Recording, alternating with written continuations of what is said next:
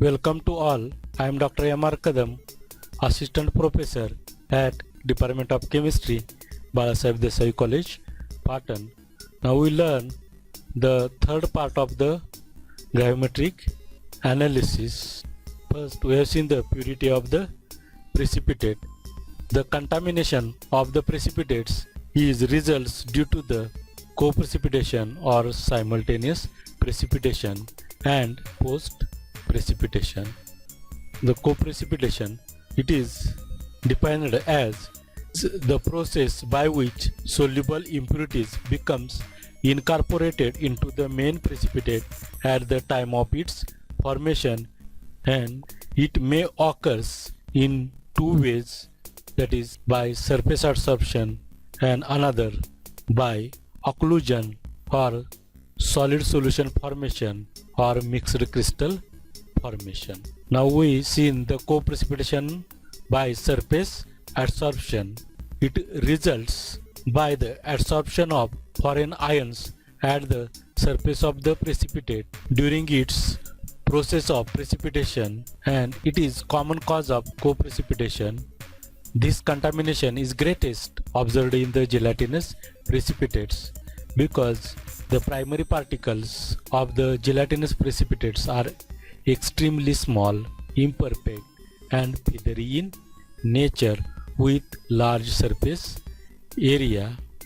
Because of this, the surface of the gelatinous precipitate adsorb considerable or large amount of the impurities, which is difficult to remove by washing.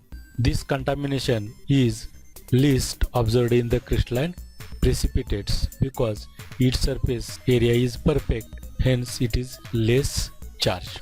Now we see the mechanism of co-precipitation by surface adsorption. Now we see the precipitation of barium sulfate from the ionic solution of inorganic substances. This is the particle of the barium sulfate precipitate in the precipitation of Pa as BaSO4 by the addition of sodium sulfate.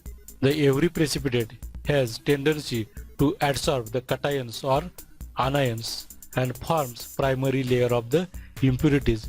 In this precipitate, the surface area of the barium sulfate may be positively charged surface and forms primary layer of the impurities of the adsorbed sulfate ions. Then this primary layer attracts oppositely charged ions and forms secondary layer of the impurities.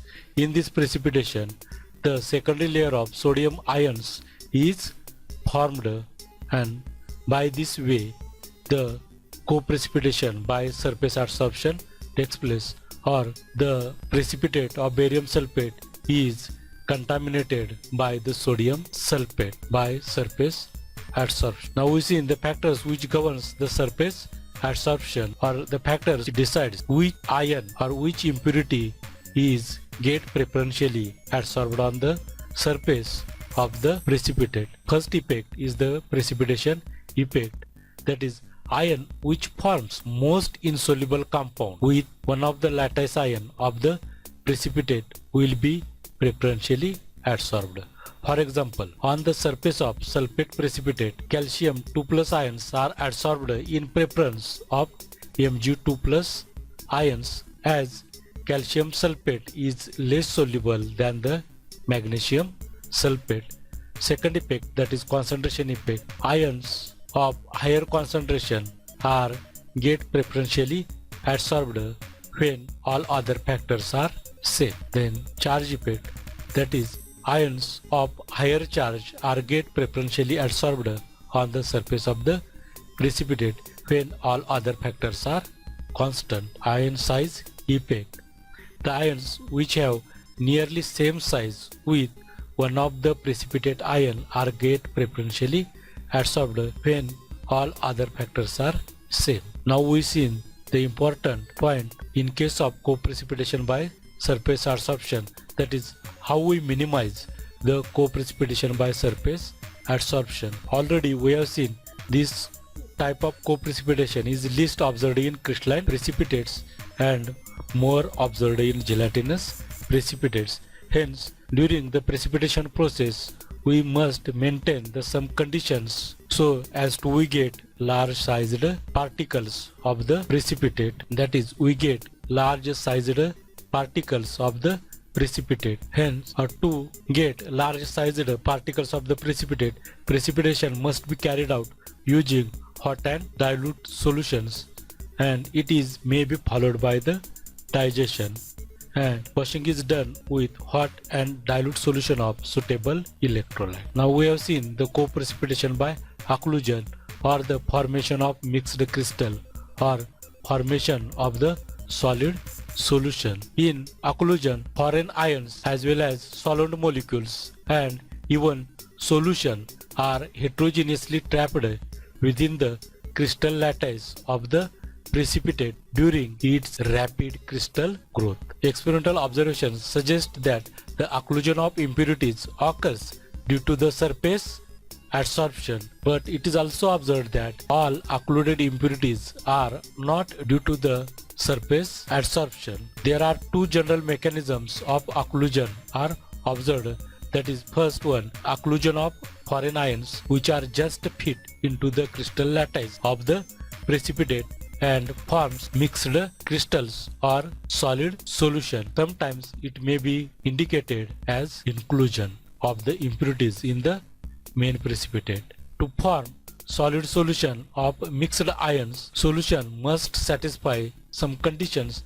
That conditions are the two solids must isomorphous, that is, the crystal structure of the impurity particle and the main precipitate must have same geometrical shape, and the difference in the radii of like ions should be less than 10%.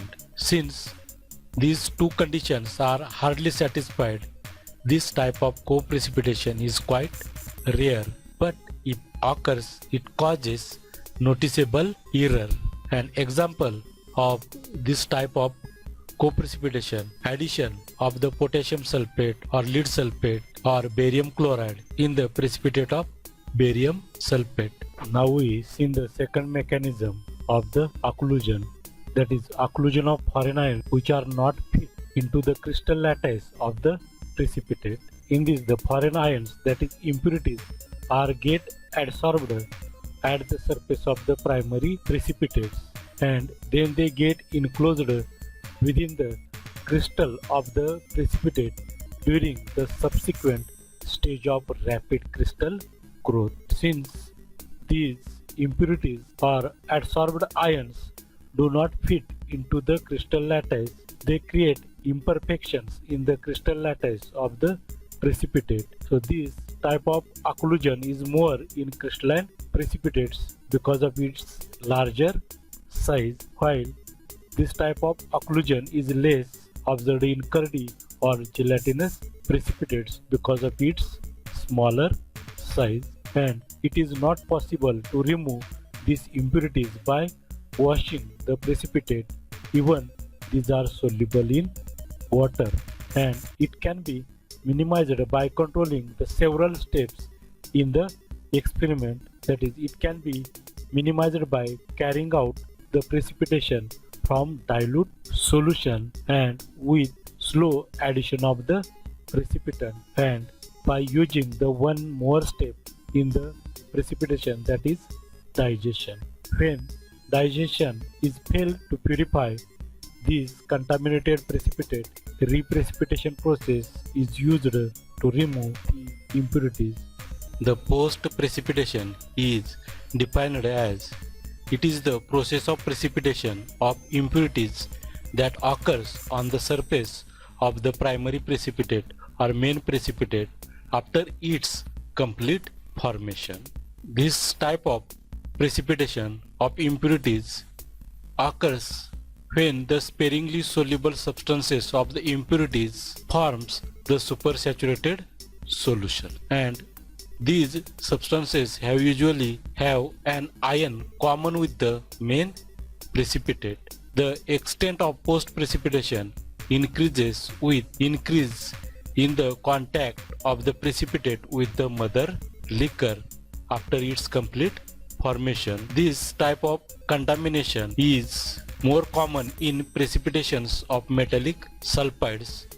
The particles of the metal sulfide adsorbs H2S very strongly. Precipitates of the metallic sulfides, the concentration of the sulfide ions is much larger at the surface than in the solution.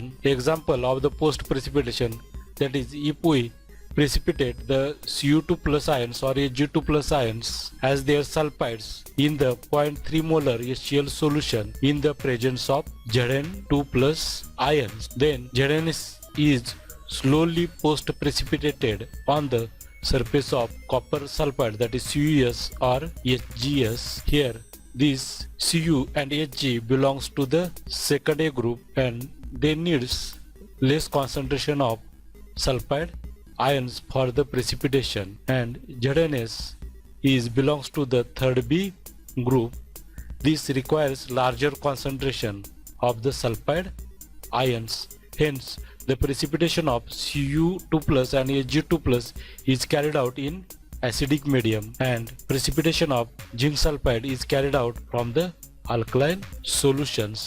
Now we see the mechanism of the post precipitation. For this we consider the example of precipitation of copper sulfide in the presence of zinc ion. In the acidified solution of copper, when H2S is added, the main precipitate copper sulfide is formed. The surface of the copper sulfide has stronger tendency to adsorb the sulfide ions. Hence the sulfide ions are get absorbed at the surface of the precipitate and forms the primary layer of the impurities, and then these ions, sulfide ions, attracts the Zn2 plus ions and forms the secondary layer of counter ions.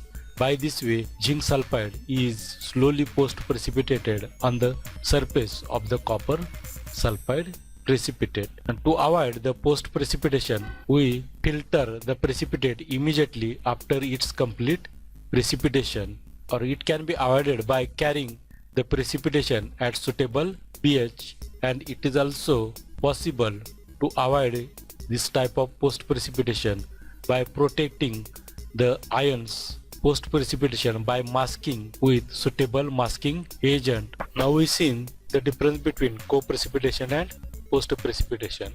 First we have seen the definition.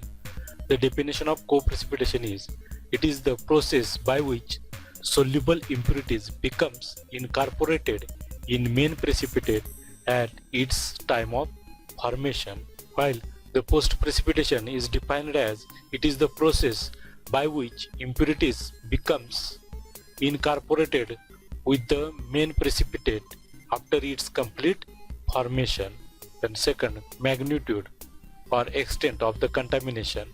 In case of co-precipitation, the extent of contamination is comparatively less, while in case of post-precipitation, the extent of contamination is much greater.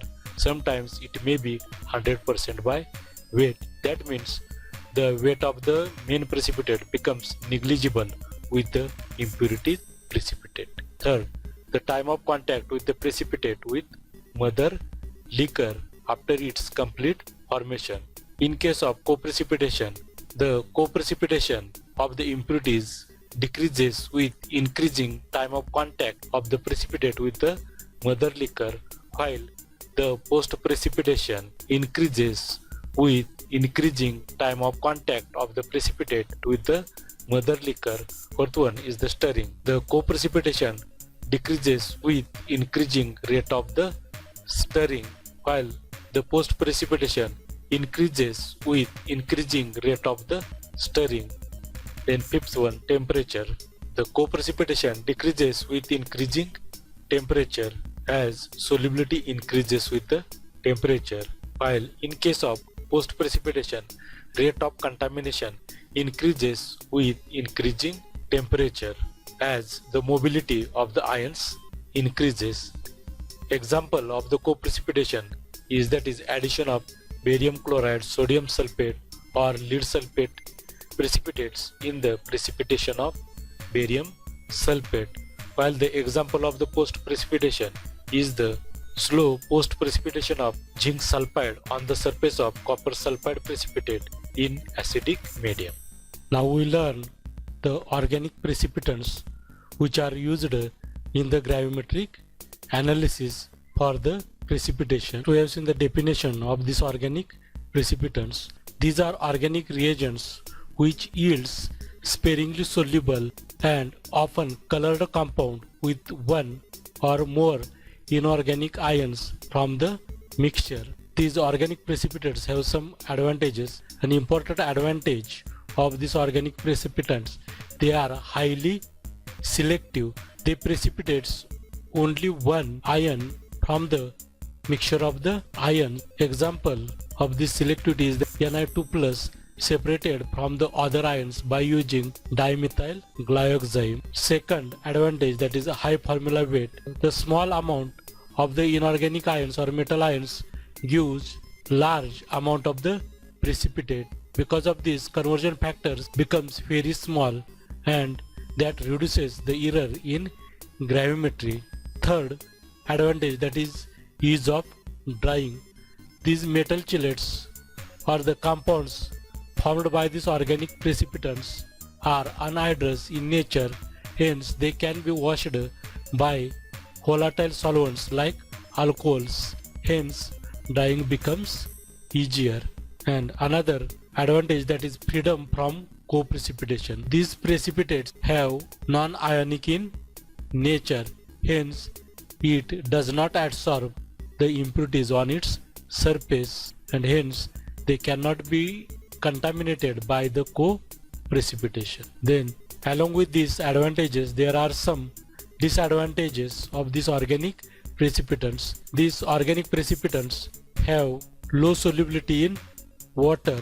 Since the solution of inorganic ions is prepared in water, these organic precipitants may contaminate the precipitate without formation of complex when they are used in excess. Second, volatility. Some metal complexes are get decomposed or volatilized above 130 degree centigrades, and because of this reason, this gives dried product of uncertain composition and causes error in gravimetry. In the organic precipitants or with the organic compounds, the byproducts are likely to be present with the precipitants. Hence, these byproducts may enter in the precipitate and causes errors. And another, the physical nature of these organic precipitants is so that the filtration becomes very slow. Another, that is bulky nature. The small amount of the metal ion gives large voluminous precipitate. Sometimes this is become difficult to handle by using small crucible. Now we have seen the classification of these organic precipitants. First we have seen the classification which is based on the nature of resulting precipitate. Based on the nature of resulting precipitate, these organic precipitants are divided in three types. First, complexing or chelating precipitants. Second, salt former precipitants. And third, lake former precipitants. The organic precipitants which form complex or metal chelate compound with inorganic ions are called as complexing or chelating precipitants. Example of this class are dimethyl glyoxime, cupron, alpha nitroso beta naphthol. Second type, that is salt former. It is defined as the salt formers are the organic precipitants which forms insoluble salt with the metal ion. An example of this class are benzidine, triphenyl tin chloride. Third type, that is lake formers. This lake formers forms the lake or coagulum with the colloidal precipitates like aluminum hydroxide and ferric hydroxide. Example of these lake formers are alizarin and aluminon. Another classification which is based on the ion to be precipitated. In this they are divided in two types, cation precipitants and anion precipitants. Organic acids which precipitates the metal ion are called as a cation precipitants. Example of these are acetic acid, benzoic acid, oxalic acid, cinnamic acid. Anionic precipitants are the organic bases which precipitate the anions. An example of this class are benzidine, triphenyltene chloride. Then now we have seen some important organic precipitants which are used for the inorganic analysis. So first we have seen the dimethyl glyoxime. Its structure is shown here. This dimethyl glyoxime is selective for nickel. It is an weak organic acid. Its 1% alcoholic solution is used as a reagent. It gives a scarlet red colored precipitate with Ni2 plus ions at pH 5. It gives yellow precipitate with palladium second in acidic medium. It gives yellow precipitate with bismuth third ions in presence of EDTA as an masking agent. Two molecules of these precipitants reacts with single Ni2 plus ion and gives neutral complex molecule. The second organic precipitant, that is oxime 8-hydroxyquinoline, it is selective for magnesium and aluminium. Its 1% solution in 2 normal acetic acid is used as a reagent. It gives light green precipitate with Mg2 plus ions at pH 9.5 and it gives yellow precipitate with Al3 plus ion between pH 4.2 to 9.8. Two molecules of this precipitant reacts with Mg2 plus ions and forms a neutral complex. Thank you for watching.